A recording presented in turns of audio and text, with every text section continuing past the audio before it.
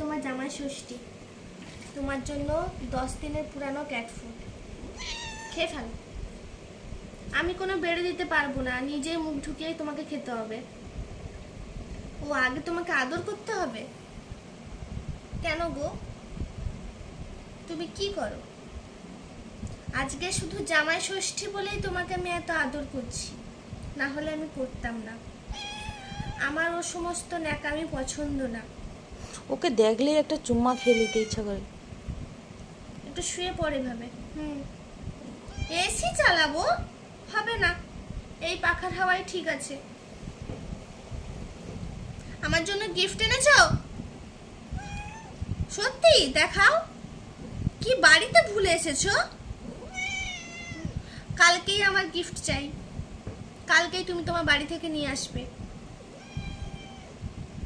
এইটা দেখো, আমি তোমার জন্য কত সুন্দর ক্যাট ফুড এনেছি দোকান থেকে, শুনছো?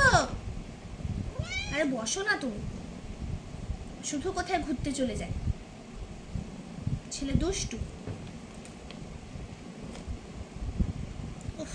আরে তুমি এই বিড়ালটাকে দেখো, জাস্ট তোমার মতো দেখতে, তোমার মতো তার নাকুটা কালু, বুঝলে? একটু এদিকে তাকাও দেখি শোনা, কি করো তুমি? একটু হাই করো, বলে হাই, আমার নাম নাকু কালু, আমি হচ্ছে গরুর ছেলে। আমার দাদু বিড়াল কমিউনিটির একজন বড় প্রেসিডেন্ট ছিলেন, সেই জন্য আমি সব জায়গায় ফ্রিতে খেয়ে বেড়াই।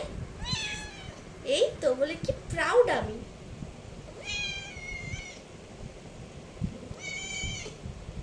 বলে আমার ওরে বাবা, বলে আমার বাবা যেই অ্যাডভান্সে 2 বার ফেল করেছিল, তাই আমার বাবা এখন রাজমিস্ত্রি, আর আমি আমার বাবার হেল্পারি করি। আরে তুই ক্যাট ফুডটা দেখ না বাবা।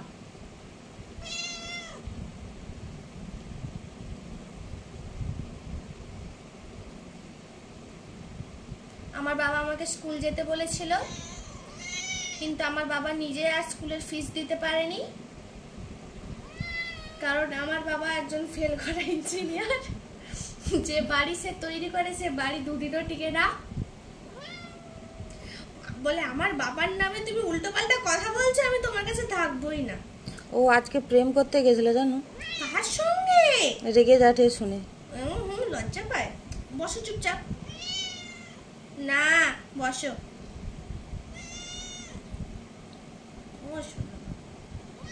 আচ্ছা বসো তো, দেখো তো এই ক্যাট ফুডটা তুমি খেতে কত ভালোবাসতে, মুখ ঢুকছে না।